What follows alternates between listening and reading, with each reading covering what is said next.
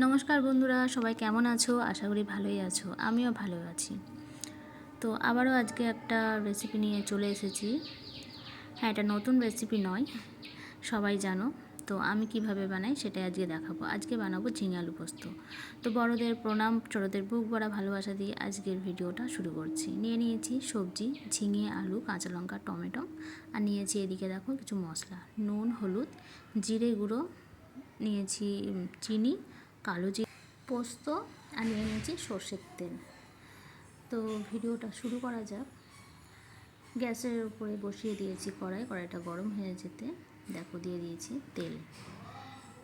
তেলটা গরম হয়ে যেতে এবার দিয়ে দেবো কালো জিরে আর চেরা কাঁচা লঙ্কা অবশ্যই চিড়ে দেবে, তা নাহলে ফাটবে। কাঁচা লঙ্কা এমনিও ফাটে, কিন্তু গোটা দিলে বেশি ফাটে।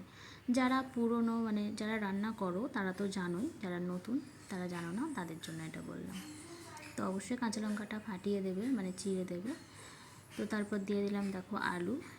এবার আলুটা একটু হালকা করে ভেজে নেবো, একটু হালকা লাল করে নেবো। দেখো আলুটা ভাজা হয়ে গেছে। এবার আমি দিয়ে দেবো কেটে রাখা ঝিঙেটা দিয়েও আমি একটু নাড়াচাড়া করে নেবো।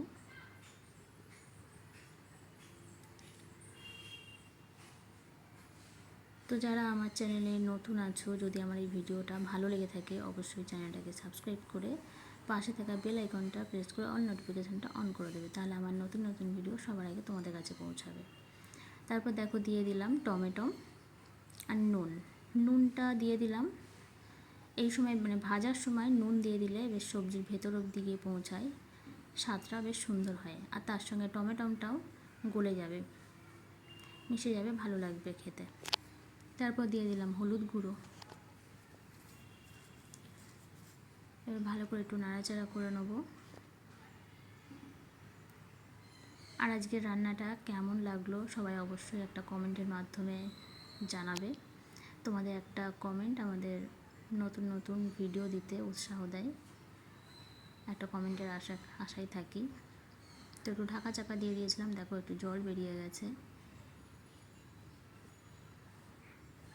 ঝিঙে তো নরম, ঢাকা দিয়ে রাখলেই জল বেরোয়, টমেটো মতাই। তো দেখো আলুটাও সিদ্ধ হয়ে গেছে, মোটামুটি 50% হয়ে গেছে। তো আদা বাটাটা দিয়েছি, আমি দেখাতে ভুলে গেছি, তো দিয়ে দিয়েছিলাম আদা বাটা। তারপর দিয়ে দিলাম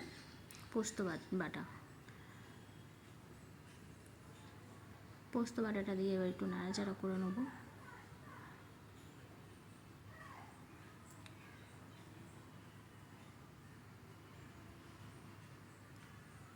আদা বাটা জিরে বাটাটা দিয়ে আমি একটু নাড়াচাড়া করে ঢাকা দিয়েছিলাম, সেটা ক্লিপ করতে ভুলে গেছি, কিছু মনে করবেন না। তো এবার পোস্তটা দিয়ে নাড়াচাড়া করে দিয়ে দিলাম জল পরিমাণ মতন। এটা যেহেতু একটু শুকনো শুকনো হবে, তাই আমি অল্প পরিমাণ জল দিয়ে দিলাম। যেহেতু একটু ভেজে ঢাকা চাপা দিয়ে রাখতে অনেকটাই নরম হয়ে গেছে, মোটামুটি 50% সিদ্ধ হয়ে গেছে। এবার একটু ঢাকা দেব।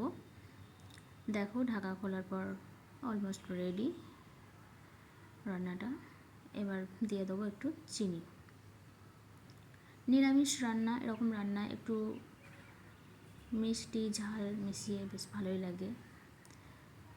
তো তারপর দিয়ে দিলাম একটু সর্ষের তেলটা তোমাদের ইচ্ছা মতন দিতেও পারো, নাও দিতে পারো। তবে পোস্ততে একটু কাঁচা সর্ষের তেল দিয়ে নাড়াচাড়া করে নামালে তার স্বাদটাই যেন একটু অন্যরকম লাগে, বেশ ভালো লাগে খেতে। আমার তো বেশ লাগে, তো সেই জন্য আমি দিয়েছি। এবার তোমরা যদি না পছন্দ করে থাকো এক্ষেত্রে স্কিপ করতে পারো। দেখো হয়ে গেছে রান্নাটা, আমি তুলে নিচ্ছি একটা প্লেটে। যদি ভালো লেগে থাকে রান্নাটা অবশ্যই একটা লাইক কমেন্ট শেয়ার করতে ভুলবে না। এতক্ষণ ধৈর্য সহকারে আমার ভিডিওটা দেখার জন্য তোমাদের সকলকে অনেক অনেক ভালোবাসা। এইভাবে পাশে থেকো। দেখো কত সুন্দর হয়েছে। আজকের ভিডিওটা এতক্ষণই থাক, দেখা হবে পরের একটা অন্য কোনো ভিডিওয়।